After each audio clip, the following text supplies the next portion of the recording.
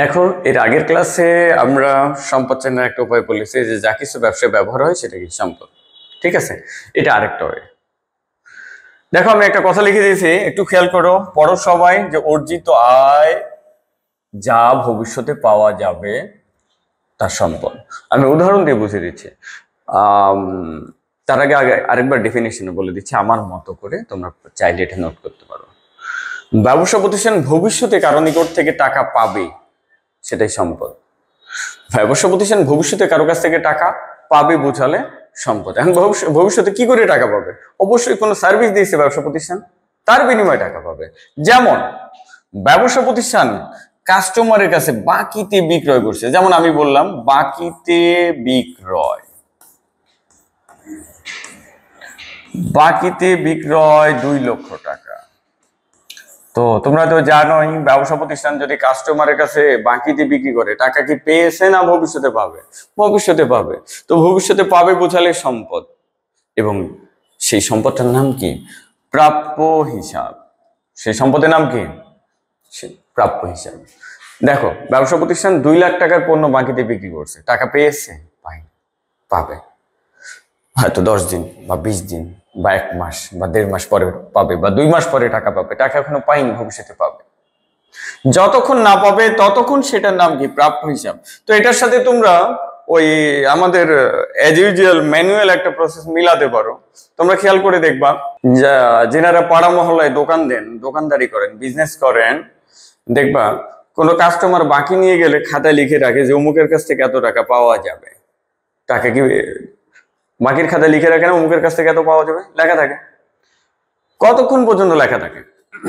যতক্ষণ পর্যন্ত সে পরিশোধ না করে। সে যখন টাকাটা পরিশোধ করে তখন খাতা কেটে দেয়। অ্যাকাউন্টিং এ ওই জিনিসটাকে আমরা একটু ভাষাটাকে ঘুরিয়ে একটু মডারেট করে বলছি কি, প্রাপ্য হিসাব মানে টাকা পাওয়া যাবে। প্রাপ্য মানে পাওয়া যাবে। কিসের ফলে টাকা পাওয়া যাবে? বাকিতে বিক্রি করেছে। ওকে, তাহলে মনে রাখবা, ভবিষ্যতে ব্যবসা প্রতিষ্ঠান কারো কাছ থেকে টাকা পাবে কিসের বিনিময়ে? অবশ্যই কোনো প্রোডাক্ট সেল দিয়েছে অথবা সার্ভিস দিয়েছে, ভবিষ্যতে টাকা পাবে, এখনো পাইনি, সো সম্পদ। দেন প্রাপ্য বিল। বিল কি? ওই যে বাকিতে বিক্রয় করছে 2 লাখ টাকা, ধরে নাও ব্যবসা প্রতিষ্ঠান কাস্টমারের কাছে বাকিতে বিক্রি করছে 2 লাখ, কিন্তু কাস্টমার টাকা না দিয়ে করছে কি, 3 মাস মেয়াদি একটা লিখিত স্বীকৃতি দিয়েছে, মানে ব্যবসা প্রতিষ্ঠান স্বীকারোক্তি পেয়েছে কাস্টমারের কাছ থেকে। আমি একটু বুঝিয়ে বলছি।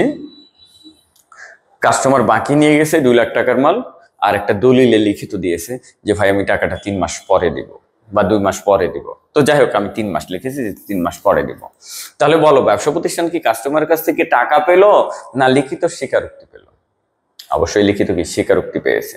এটাকে আমরা অ্যাকাউন্টিং এ বলি স্বীকৃতি প্রাপ্তি, বিলের স্বীকৃতি প্রাপ্তি বলে। তার মানে এটা ব্যবসার কাছে সম্পদ। কেন বলতো? ওই যে লজিক বলেছে, টাকা পাওয়া যায়নি, ভবিষ্যতে পাওয়া যাবে। কিন্তু এবার এইটাকে প্রাপ্য হিসাব বলবো না, যেহেতু লিখিত স্বীকারোক্তি পাওয়া গেছে, তখন সেটার নাম হবে কি? প্রাপ্য বিল। খেয়াল করো, বাকিতে বিক্রয় করলে বলবা প্রাপ্য হিসাব, আর বাকিতে বিক্রি করে যদি লিখিত স্বীকারোক্তি পাওয়া যায় তাহলে কি বলবা? প্রাপ্য বিল। দুটাই কি বোঝাচ্ছে? ভবিষ্যতে পাওয়া যাবে, কিন্তু একটা লিখিত স্বীকারোক্তি পাওয়া গেছে আর একটা লিখিত স্বীকারোক্তি পাওয়া যায়নি, নাম দুটো চেঞ্জ। কথা ক্লিয়ার? দেন আমি আরো নাম লিখে দিয়েছি, প্রাপ্য আয়।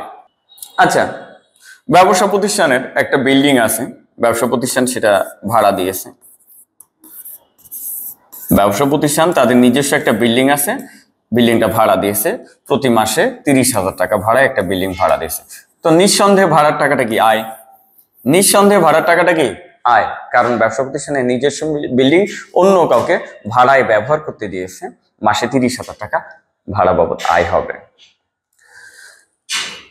2 মাসের ভাড়া পাওয়া যায়নি, 2 মাসের ভাড়া বাবদ যিনি ভাড়াটিয়া ভাড়া নিয়েছেন 2 মাসের ভাড়া বাবদ 60,000 টাকা ওনার কাছ থেকে পাওয়া যাবে, যেটা এখনো পাওয়া যায়নি। তাহলে এই যে এখানে কি লিখেছি, ভাড়াটা কি? আয়। পাওয়া গেছে না পাওয়া যাবে? পাওয়া যাবে। 2 মাসের ভাড়া এখনো পাওয়া যায়নি, তাহলে কি বলবো? প্রাপ্য। তাহলে প্রাপ্য আয়, প্রাপ্য ভাড়া আয়, তাহলে এটাকে কি বলবো আমরা? সম্পদ। কেন? টাকাটা পাওয়া যাবে। তাহলে এখান থেকে কি শিখলে তোমরা বলো তো? যে ভবিষ্যতে টাকা পাওয়া যাবে বোঝালে সেটা কি? সম্পদ ব্যবসার কাছে, কারণ ব্যবসা প্রতিষ্ঠান কোনো না কোনো প্রোডাক্ট বা সার্ভিস তাকে দিয়েছে কিন্তু টাকা নেয়নি। ওকে, আশা করি তোমাদের এই টপিকটা ক্লিয়ার হয়েছে। ধন্যবাদ।